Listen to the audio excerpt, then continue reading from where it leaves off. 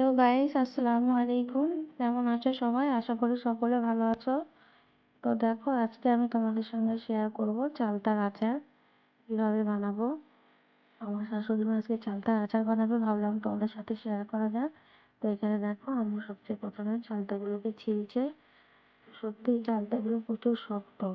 আমি একটু কাটতে গেছিলাম, দেখলাম ভীষণ শক্ত। আমার দ্বারা তো হলো না, আমার শাশুড়ি মা কাটছে।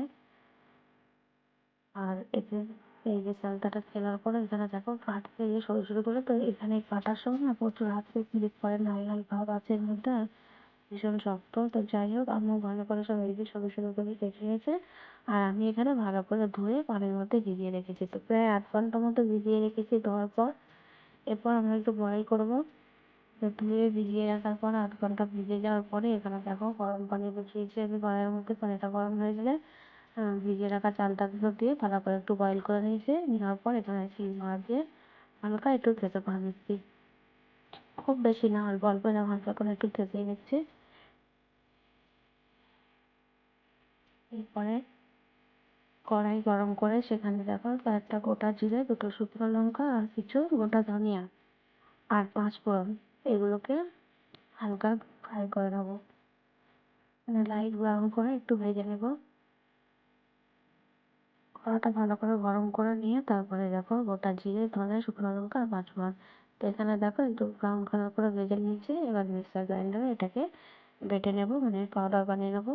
এবারে দেখো অন্য একটা কড়াইতে আমি চাশনি বানাচ্ছি। চিনি দিয়ে এভাবে চাশনি বানানো যখন চিনিটা ভালোভাবে পুরোপুরি গলে যাবে তখন নিচে বয়েল করা চালতাগুলোকে ঢেলে দিলাম। তো এগুলো ভালো করে একটু নেড়ে চেড়ে নিয়ে চিনিগুলো যাতে ওর মধ্যে পুরো একদমই হয়ে যায়। এরপর আমি গুঁড়ো করে রাখা 5 ফোড়নের এটা আর স্বাদ মতো লবণ দিয়ে ভালো করে নেড়ে চেড়ে, তোমরা চাইলে গুঁড়ো দিতে পারো।